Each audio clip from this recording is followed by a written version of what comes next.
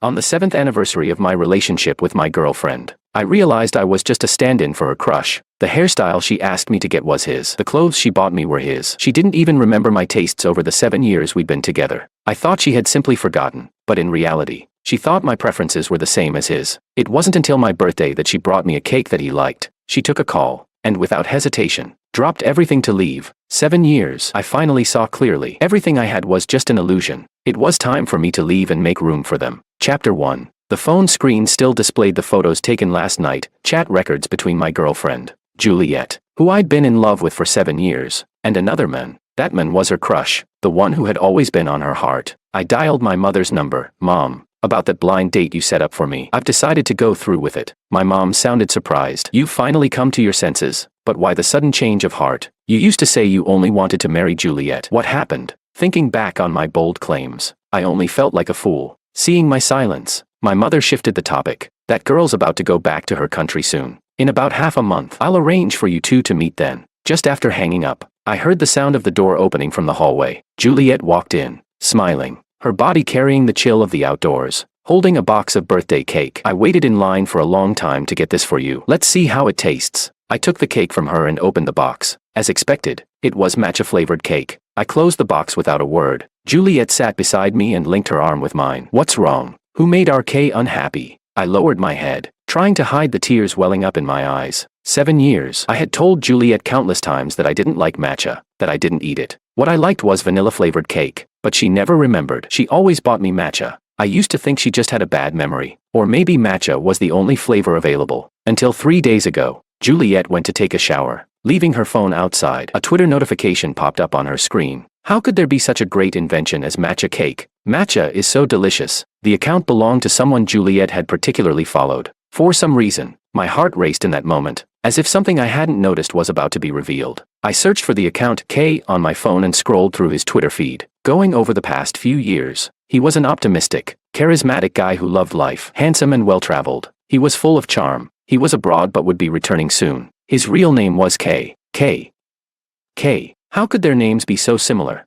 I scrolled through Juliet's Twitter and suddenly everything clicked. Juliet didn't like sweet foods, let alone milk tea. It didn't fit her character at all. Then I understood. Kay liked matcha. That was when I finally understood why. Despite having only met me once before, Juliet had pursued me so obsessively. Why? For 7 years, she had pampered me and always called me Kay. Why she kept buying me matcha-flavored desserts, even after I'd told her countless times I didn't like them. She had never been calling me Kay. She'd always been calling out to Kay. Juliet didn't notice the change in me, still trying to comfort me like she always did. If you're feeling tired, a bit of sweet food might cheer you up. This matcha cake from this shop is really good. Try it. My chest felt like it was being crushed by a heavy stone. I shouted. I said I hate matcha.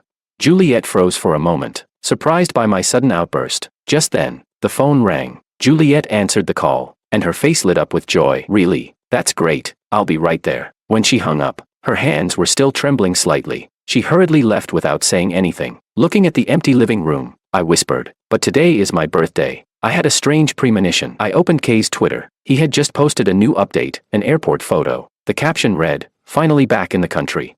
So today was the day Kay was returning, and I, as the stand-in, was about to disappear. Chapter 2. I spent the whole night packing and sorting my personal belongings, clothes, books, and all the little things I'd accumulated over the years. I used to think this was our home, a place we both put endless effort into decorating. But now, these things, along with me, needed to leave this home, to make space for the real man of the house. The next morning, Juliet came back home, drenched from the rain. She looked at me, her eyes briefly avoiding mine, and gave a nervous smile. Why are you up so early? Why didn't you sleep a little longer? The air is good in the morning. She nodded. Okay, I'm going to take a shower first. Juliet. I stopped her. What's up, Kay? I said calmly. You came back very late last night. Oh, I was working overtime at the company. The client suddenly gave us new tasks, and I was up all night. When people lie, they often become overly talkative, afraid you might not believe them. So they add more details. She usually wasn't this talkative. Most of the time, she was brief. Even when comforting me, I just wanted to ask. I said, you were wearing a jacket when you left last night. Where's the jacket? Left it at the office. She visibly relaxed and smiled. Yeah, I left it at the office. Don't worry, I'm not cold. Okay, then go ahead and take a shower. She came closer and gently rubbed my hair. You're worried about me, my Kay. I turned my head to avoid her hand, standing with my back to her by the window. You should go. Wearing wet clothes isn't good. Her hand froze in midair. Looking at her damp shirt, she laughed. You don't like me being wet. Huh? I won't get you wet. Don't worry. Soon. The sound of running water came from the bathroom. I had never gone through Juliet's phone. She had never been secretive with me. Her phone was always casually left out in the open. The screen lit up. Kay, Juliet, have you made it home? Kay, I just washed and hung up your clothes. Actually, I wasn't that surprised. When she left last night, she had been in a hurry, her face flustered, and I had already guessed something was off, but speculation and seeing it with my own eyes were two different things. I picked up my phone and opened Kay's Twitter. He had just updated a post. It was a video. Kay was holding Juliet's hand as they ran in the heavy rain. In the end, they held hands, and Juliet laughed, a laugh I had never seen before. So carefree. Juliet came out of the bathroom, drying her hair. Did my phone ring? It vibrated. She quickly rushed over, snatching the phone out of my hand. The force was surprising. After replying to the message, she seemed to realize she had overreacted. She awkwardly explained, the client was rushing me to send something. Did I hurt you? It's fine, I interrupted. You go ahead. I'm going for a walk. She grabbed my wrist as I turned to leave. Kay, are you mad at me? No. It felt like I didn't even have the right to be angry. Juliet glanced over at the corner of the living room, where a few large trash bags were piled up. Did you do a big cleanup last night? Why's there so much stuff to throw away? Yeah, she smiled. Okay, don't worry about it. I'll take it down later. Juliet, have you noticed something missing from the bathroom? No, I didn't. Is the shower gel finished? I can go buy some. I merely nodded. In the bathroom, our towels, toothbrushes, and slippers were all couple-themed. They were always placed close together. Her towel was pink, and mine was blue. Last night, I packed up all my things and prepared to throw them away, but she didn't notice. Maybe she was too preoccupied, or maybe she had never cared. It didn't matter anymore. My time with Juliet, my former home, it was all over. Chapter 3. On the weekend, I accompanied Juliet to her classmates' reunion. I was secretly curious about Kay, the one Juliet had mentioned often over the years. What kind of person could he be? When we arrived at the KTV, the room was already filled with laughter and chatter. Juliet's friend Olivia threw her arms around her. You're finally here. Kay's already here. You're finally going to get what you wanted. Juliet looked a bit flustered and interrupted Olivia. Stop saying that. Olivia laughed and retorted. How is that just saying? We all know how you feel about Kay, don't we? At that moment, Olivia noticed me standing off to the side and asked curiously, who's this? Juliet awkwardly introduced me. This is my boyfriend. Olivia was shocked. Your boyfriend? When did that happen? Didn't you always say you were waiting for Kay? Juliet didn't answer directly, and the atmosphere turned awkward. Just then, a handsome and charismatic figure emerged from the crowd. It was Kay. His voice came through. Who's got a boyfriend?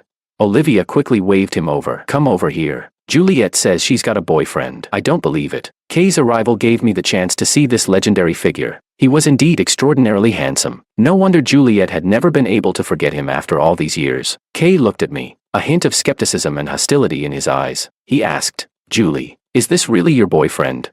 Juliet hesitated, looking somewhat troubled. I spoke up. I'm just here to pick something up. I left it here before. Juliet seemed to relax, but the surprise in her eyes didn't fade. Olivia, curious, asked, what did you leave behind?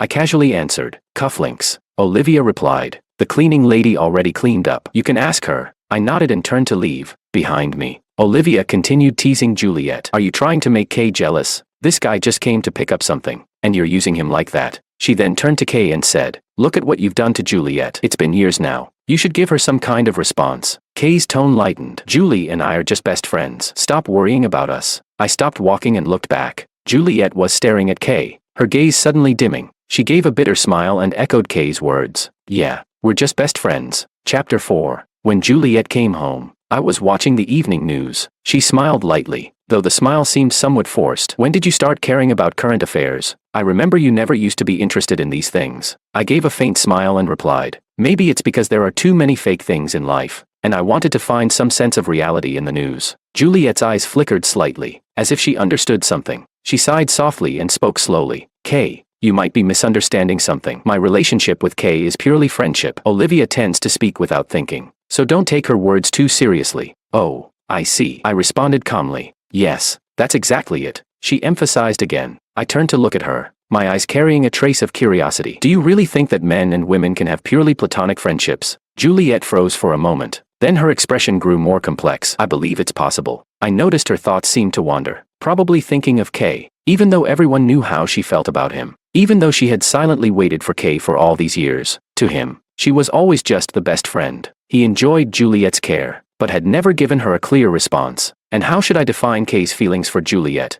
Just then, Juliet's phone rang, interrupting my thoughts. She glanced at the screen, her face slightly changing before she grabbed her car keys and started to head out. Kay, she hesitated. Let me guess. Something urgent at work again, I said calmly. You go ahead. Don't let work get delayed. Juliet seemed like she wanted to say more, but the phone started ringing again. Kay's voice came through the receiver, sounding a bit anxious. Julie, did you see my message? Come over quickly. I saw it. I'll be there soon. Juliet responded. Before leaving, she said to me, Kay, don't overthink things. Just get some rest. I'll bring you your favorite matcha latte tomorrow. Heh. She was still thinking about what Kay liked. I nodded quietly, and before she finished speaking, Juliet had already rushed out. I looked around at the empty room, a strange feeling of sadness swelling in my chest. I realized with a pang that even when she said, Kay, I wasn't sure who she was calling. Was she calling me, or was she speaking through me, calling someone else's name?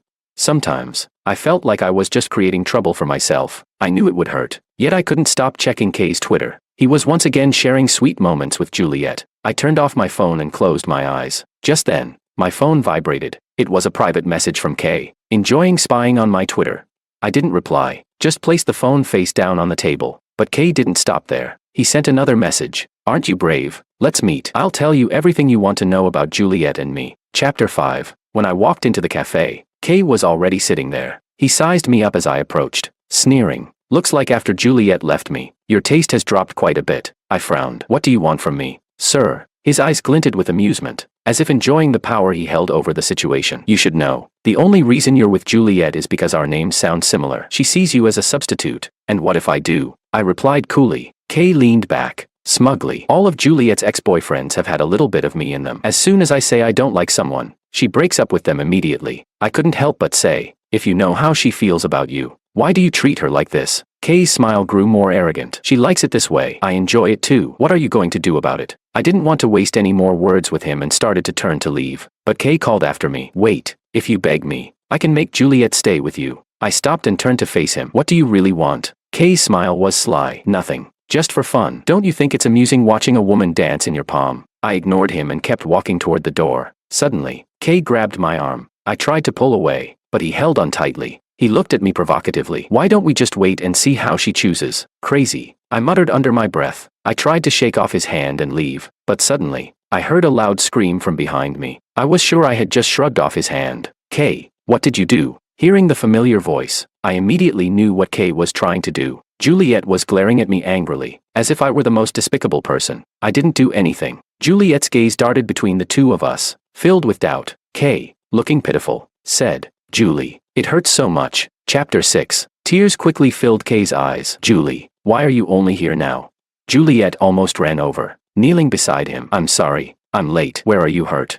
My foot hurts so much, it's killing me. Kay sobbed, without hesitation. Juliet helped him up. I'll take you to the hospital. But Kay's still there. Kay weakly pointed at me standing by the side. I watched coldly as the two of them played out their drama, the men crying, the woman showing concern, as if they were performing some heartfelt scene. Even a passerby remarked to Juliet, your girlfriend really loves you. I couldn't help but feel a pang of frustration, almost wanting to laugh. Even strangers thought they were a couple, while I, the real boyfriend, hadn't been acknowledged by Juliet even once. Juliet's eyes widened in fury, like an enraged lioness. Her anger aimed straight at me. Whatever dissatisfaction you have, take it out on me. Why hurt Kay? If something happens to Kay, will you take responsibility for the consequences? I didn't know how to explain. And frankly, this wasn't something I had to explain. Kay, lying in Juliet's arms, pulled her up with great consideration. I'm fine. Don't overreact. Kay definitely didn't do it on purpose. Kay, you're just too kind. Juliet's voice was filled with affection. The concern in her eyes was so obvious now. I can't imagine how you've managed all these years abroad. How much hardship you've endured. I didn't want to argue about this farce any longer, and I didn't want to keep watching it unfold. If you're really worried, take him to the hospital for a thorough checkup. I'll cover the medical fees and lost wages. I'm leaving now, I said. Stop, Juliet called out. Apologize. I turned back in disbelief, meeting her cold, menacing gaze. What did you say? I said. Apologize to Kay. Now. I was so angry I almost laughed. Juliet, do you want to check the surveillance footage and understand what actually happened before you judge who should apologize? Isn't it you who pushed him? Since you pushed him, then apologize. The one who should apologize isn't me. If you're so upset, call the police. I turned and walked away, hailing a cab. As I sat in the car, the driver asked, "Hey, kid, why are you crying?" I wiped my face and realized I was already in tears. "I'm not." "You say you're not. Did you have a fight with your girlfriend?" The driver pressed. I looked out the window, knowing in my heart that this wasn't just a simple fight. The moment she told me to apologize, our relationship had ended. When I got home, I quickly packed a few things, preparing to leave the place I had once thought of as a sanctuary. My mom called me. "Son, did you buy your flight ticket? What day is it?" "On the 8th, I answered. "Oh, so it's soon. Let me know when you've got your ticket. I'll pick you up from the airport." "It's fine, Mom. I can manage." "Well, it's not me picking you up. The girl you're being set up with wants to meet you at the airport. By the way, let me know if you need anything to stay. I'll prepare it for you in the next few days." I glanced around the empty room. "I don't need anything, Mom. Just prepare an empty room for me." "All right. Then take care and be safe on your trip." This time, I made the choice to let go of Juliet. Chapter 7. I once thought that this city was my home, that leaving it would be unbearably painful. But the moment I stepped onto the plane, I surprisingly felt a sense of relief. It turns out, letting go wasn't as hard as I had imagined. I didn't bring anything with me except for my checked luggage. I gave one last look out the window, when my phone rang, interrupting the moment. It was her, Juliet. She was still insisting that I apologize to Kay. Just then, the flight attendant reminded me, "Sir, the plane is about to take off. Please turn off your phone or switch it to flight mode." I complied, watching as my phone screen slowly darkened. And for the first time, I felt an overwhelming sense of peace. Juliet had called several times, but I hadn't answered. She dialed again. "The number you have dialed is not in service," the automated voice said. She hung up in frustration, her expression displeased. Kay, sitting across from her, lifted his foot and lightly nudged her calf, scolding. "I was talking to you just now. You didn't hear me, did you?" "Sorry." Juliet rubbed her forehead, explaining. "What did you say?" Kay immediately smiled. "I'm sitting right here, and you're still thinking about someone else." Juliet hesitated for a moment before admitting, "Kay's phone is always on 24/7. He once told me it was in case I wanted to contact him and couldn't reach him. But today his phone's been off the whole time." A sense of unease crept into my heart. What if something happened to him? Just as the thought crossed my mind, Kay's words interrupted my train of thought. He smiled more brightly. "You should worry about him, but you're a woman, so you don't understand men's thoughts. He's probably waiting for you to get anxious and call him. Apologize. Try to cheer him up, and admit you were wrong. Then he'll get to boss you around from a high position." At that moment, Juliet's thoughts shifted, and she sneered. "Yeah, what could happen to him? It was just his usual temper, throwing a tantrum over something that had happened before. She wasn't wrong, and she shouldn't have to bow down to him for no reason." Kay then casually added, "By the way, I just saw that a really popular milk tea shop opened nearby. You can't order online. You have to line up in person, but I don't want to go out. Can you go buy it for me?"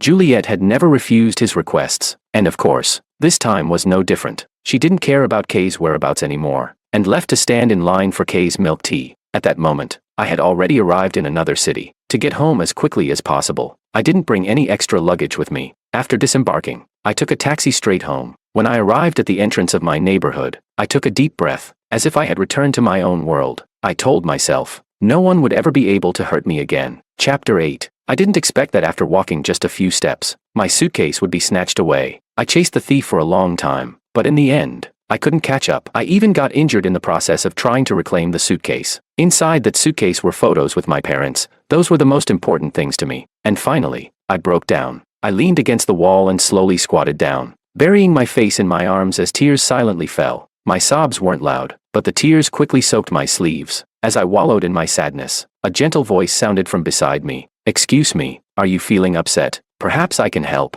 I looked up through my tear-blurred eyes and saw a soft, kind face. She looked to be in her early 30s, wearing a camel-colored coat with a delicate silk scarf around her neck. Her appearance immediately evoked words like gentle and intellectual, and her tone was soothing as she continued. "Don't worry, I'm not a bad person. It's getting late, but if you don't want to tell me what happened, I can help you call a cab and get you home." I paused for a moment, then, without thinking, stopped crying and began to pour out my troubles to her. She calmly reassured me. "Don't worry, this place isn't too complicated. If you need, I can go with you to the police. I'm quite familiar with the area." She handed me a tissue, and a warm sensation spread through me. She stayed patient and gentle, never leaving my side. Seeing that my eyes were still red, she suggested, "You must remember the person's appearance and how they were dressed. How about I take you to the police station to have a look?"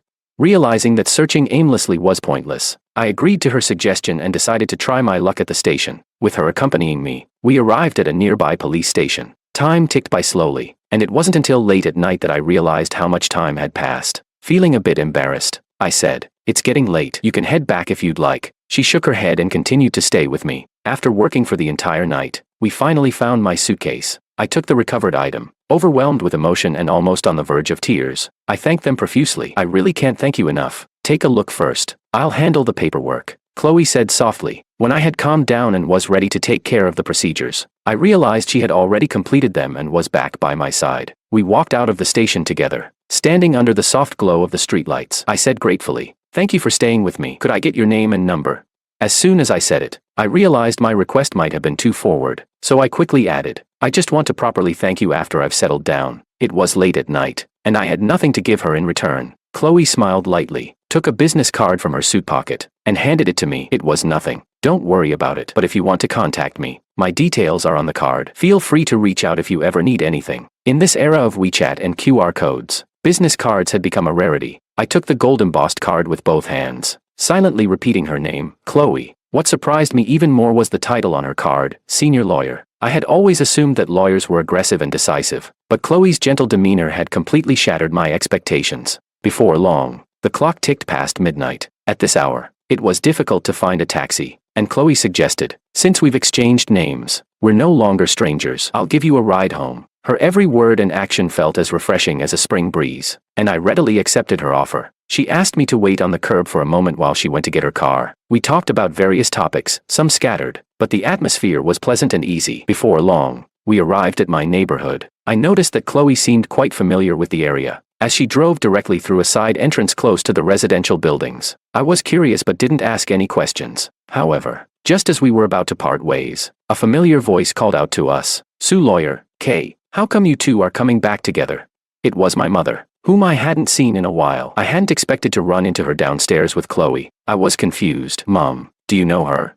My mother nodded. "Of course I do. Sue Lawyer was the one who helped me win my divorce case. Without her, I might have only gotten custody of the kids and had to give up some of my assets. Now, I've managed to keep most of the property, all thanks to her." After explaining how she knew Chloe, my mom sighed and added, "Actually, I was planning to introduce you two a while ago, but back then, you only had eyes for Juliet." I awkwardly looked away. That was indeed true. Back then, I was consumed by Juliet, and I never considered anyone else. Now, looking back, maybe the world had been trying to stop me from making a wrong decision. Chloe smiled and casually said, "I was also busy with cases at the time and didn't have the time for personal matters. Besides, if we had met then, it might have been a bit awkward." She skillfully defused the awkwardness and explained how we had met. My mother only mentioned it in passing and didn't press further. She smiled and invited us. "Before I go out, your dad is preparing breakfast. Sue Lawyer, he's been wanting to properly thank you. Since you've helped Kay again, why don't you stay and have a meal with us?"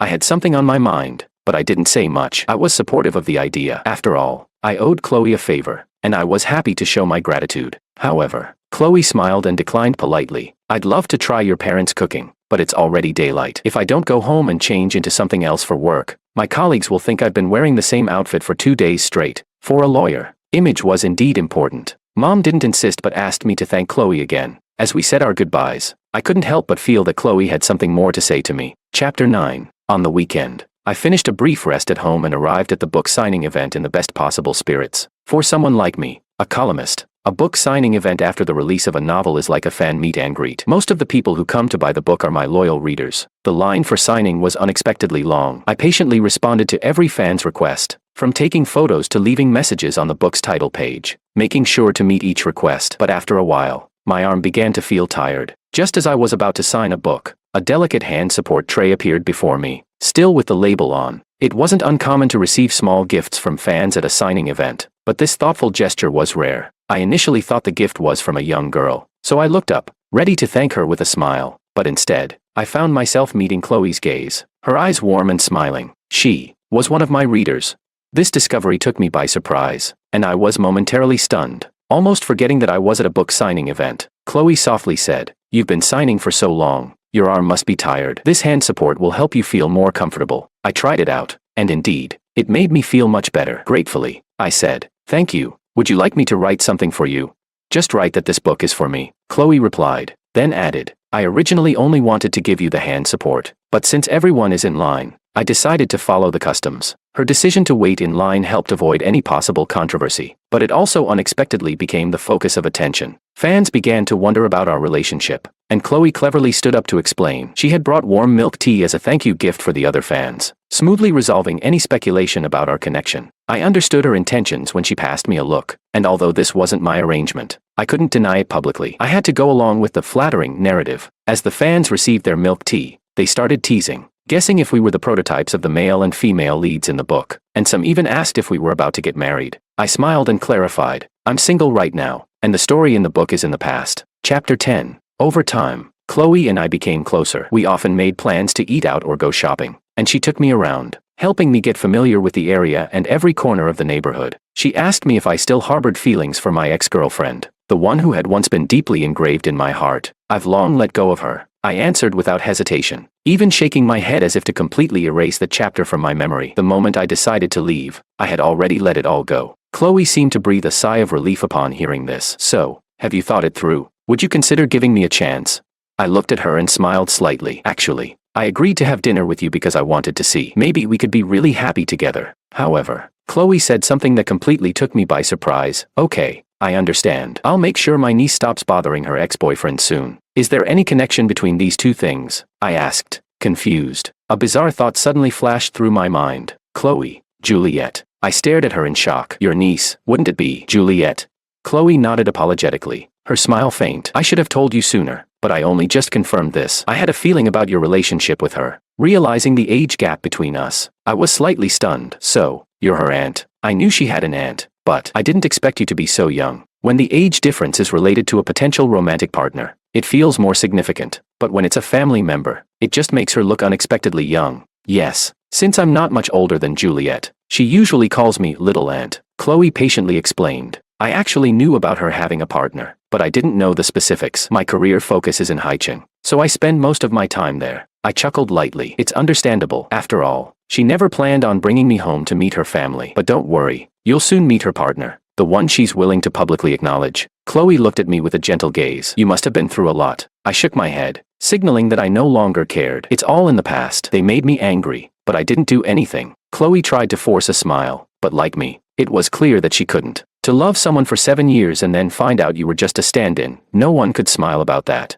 I looked at her seriously. So, do you still want to be with me now? She replied calmly, yet with certainty. Of course, you've agreed to try, and I won't let anyone else have you. In that moment, I felt the warmth of being chosen with such certainty. Chloe asked with concern, are you okay? Did this news shock you? No, I shook my head. I was just wondering, if we're together, what will she call me? Uncle.